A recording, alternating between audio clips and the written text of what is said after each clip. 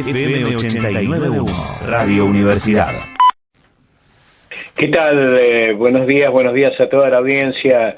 ¿Cómo les va? Bien, bien. Acá estamos tratando de analizar un poquito lo que pasa con la economía, la microeconomía, la del día a día. Y uno piensa, una inflación del 3,5 con ahora un nuevo control de precios, si esto dará resultado esta vez, ¿no? Porque muchas veces se ha tratado de hacer algo similar y la inflación no la podemos bajar con nada.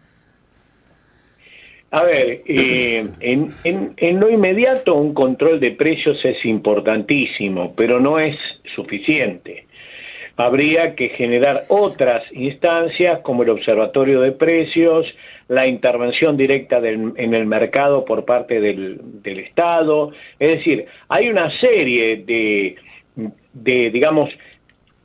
medidas que deberían tomarse para poder acompañar el congelamiento, que ya le digo, me parece que es perfecto, porque lo que han ganado en estos 2 años las productores concentrados de alimentos y las bocas de expendio de los hipermercados ha sido lujurioso.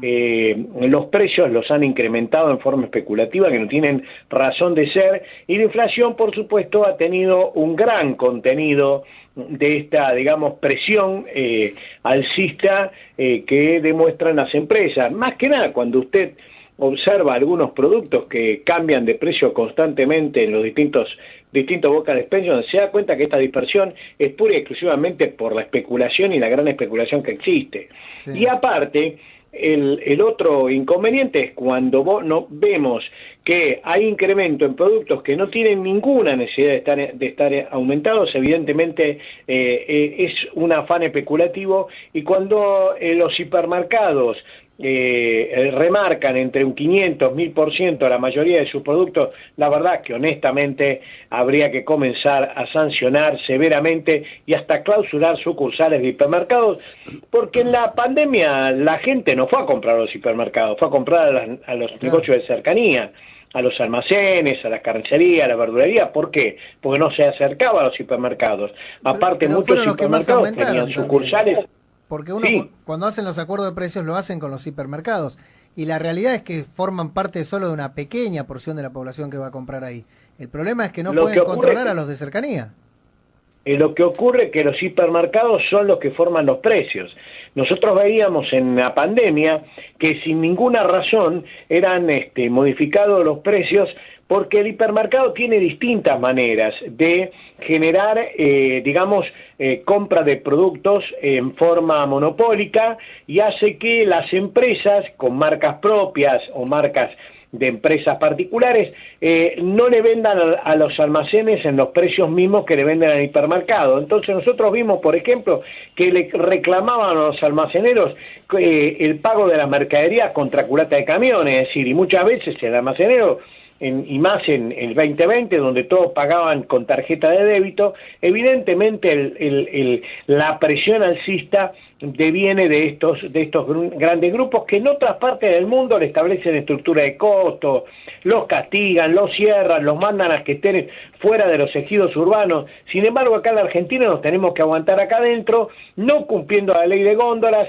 Ahora tiene que sacar una resolución la Secretaría para que cumpla con la ley de góndolas digital por aquellos que hacen los pedidos online, y que desgraciadamente tampoco cumplen. Entonces, todo esto demuestra claramente que todos estos grupos que son muy concentrados, tanto de expendio como aquellos que producen alimentos. Hay una empresa que tiene 70% de envasado de productos alimenticios y tiene también la producción de leche, porque compró una empresa láctea. Así que es la empresa láctea por excelencia, que clausuró y cerró a todo el resto de las empresas del país, y tiene un montón de empresas como dependientes de ellas. Tiene la producción de la leche a tal punto que usted, por ejemplo, la leche la va a poder localizar en muy pocos lugares, y cuando quiere comprar leche de otra marca tiene que pagar 100, 150 pesos un sachet de leche en los barrios.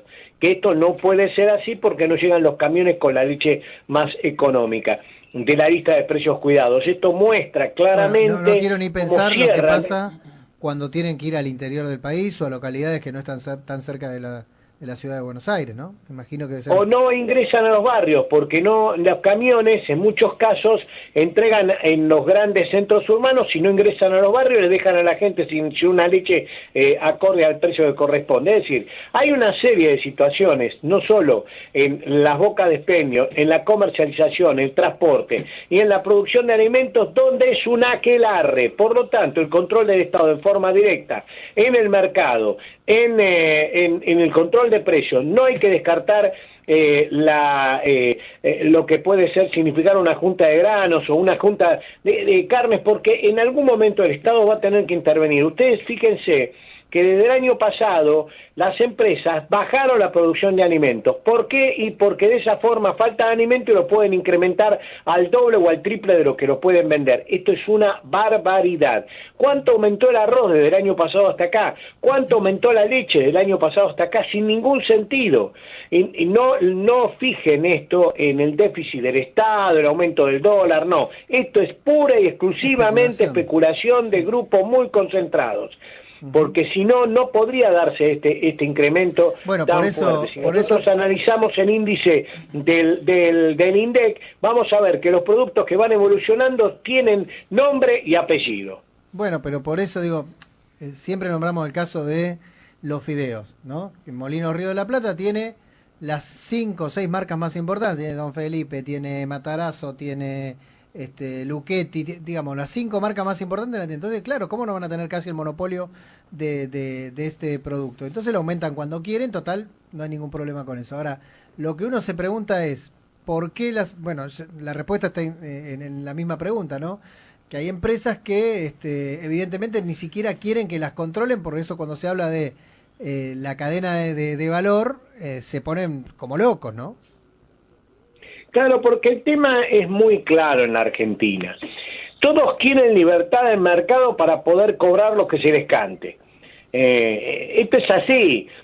Todo se deslumbra con ese payaso que anda gritando por ahí que habla de libertad. ¿Por qué quieren libertad? Porque quieren libertad para cobrar cualquier cosa, para que no tenga acceso la población a alimentos, a comunicaciones, a lo que fuere, y cuando no controla el mercado, los ratones se comen todo el queso. Y esto es lo que está ocurriendo hoy día cuando discutimos sobre las retenciones, juntas de granos, no me intervengas el mercado. Entonces vamos a sentarnos a discutir, pero es como sentarse en la mesa de Al Capone. Porque usted tiene sentados a los empresarios que parecen que son de la mafia de Al Capone. Yo sigo ganando 500% y te voy a ver si te bajo un puntito. No, esto no puede ser, porque no hay ingreso por un lado y porque por el otro lado no han puesto un solo peso en la pandemia esta gente.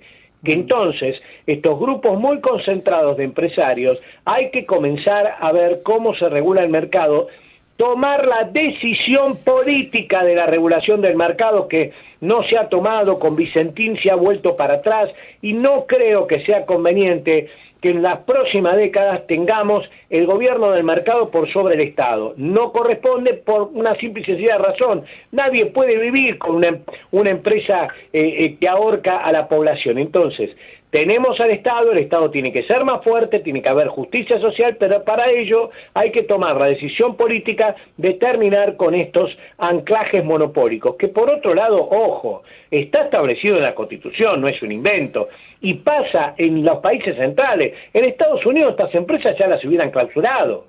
En Estados Unidos estas empresas le hubieran metido multas millonarias y en dólares, o se iban del país o las clausuran. Pero no, vienen a Sudamérica a buscar este saqueo. En Estados Unidos ninguna empresa gana lo que gana cualquiera acá recuperando la inversión en un año, cuando ya le lleva 10 recuperar una inversión. Eso está claro. Acá hay desfasajes de todo tipo, y los mismos que critican cómo somos son los mismos que aprovechan del cómo somos. Si no, habría que ver y revisar cómo les fue a los que más tienen durante la pandemia y cómo les fue a los que menos tienen durante la pandemia, ¿no? Porque yo creo que la lectura más rápida es: los que más tienen ganaron más, y los que menos tienen seguramente perdieron mucho más. Y han quedado en la calle, por eso tenemos 40% de gente debajo de la línea de pobreza, y esto es pura y exclusivamente responsabilidad de estos grandes grupos económicos. No nos equivoquemos, porque, muy simple, en 4 años concentraron la economía en 4 manos y decidieron vaciar el país. Tenemos que volver hacia atrás, tenemos que volver a conseguir un país que defienda personas y derechos, y no hay otra alternativa que la intervención. En el tema de los alimentos, en el tema de los productos y servicios, no es un problema económico o financiero, esto no es ciencia exacta, esto es cuestión de personas. ¿A quién defendemos? ¿A empresarios especuladores que tienen concentrada la economía, o al pueblo que necesita comer, trabajar y no ser descartados o descomer, como decía un ministro del proceso macrista? ¿Cree que, bueno, está claro que lo primero es pisar un poco estos precios 90 días? ¿Y qué cree que tiene que hacer Feletti con los empresarios? ¿Ponerse más duro, negociar? Porque la verdad es que se vienen tiempos complicados, sobre todo si el gobierno no logra revertir la elección, que parece bastante difícil. Creo que el gobierno va a tener que ponerse los pantalones y tomar una decisión política muy dura. El diálogo es muy importante, pero primero hay que saber que es el Estado, no es el vecino de la esquina, A ver si comprendemos una cosa. Primero es el Estado, y el Estado defiende al pueblo.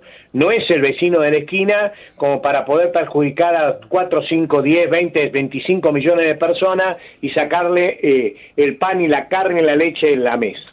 Esto no es así. Si no se ha entendido, no podemos vivir en un país medieval. Y vivir en un país medieval es pensar que hay que mantenerle la rentabilidad a las empresas lácteas, a Arcor, a la Serenísima, a Molinos, a Dehesa, a las aceiteras y a los 4 o 5 entidades financieras que manejan los campos y no los chacareros, y los tambos. Y esto es, me parece, un tema que el gobierno lo debe poner arriba de la mesa. 3 meses con este tema hasta el 7 de enero y durante esta circunstancia comenzar a estudiar detenidamente, terminar con estos monopolios. La Argentina tiene que dar un vuelco, hay que cambiar varias cosas y hay que democratizar a la Argentina. Y democratizar a la Argentina significa que estos grupos de poder tienen que abandonar ese accionar medieval en el cual todos hacen lo que a mí se me antoja, por un lado. Y por otro lado, desmantelar el poder judicial en el formato tiránico y autocrático como está sostenido. Son asignaturas pendientes que debe tomar una decisión política. Y no importa cuáles vayan a ser los cacareos de los medios de comunicación. El tema es hay que defender al pueblo y los derechos de la gente. Si no es muy difícil, como siempre digo, aquel que todavía salía para defender Vicentín, cuando le vengan a golpear la puerta va a ser demasiado tarde. Osvaldo, gracias por este contacto. Un abrazo. Un abrazo, buenos días a todos. Desde la Universidad Nacional de La Matanza, Radio Universidad FM 89.1. Siempre cerca.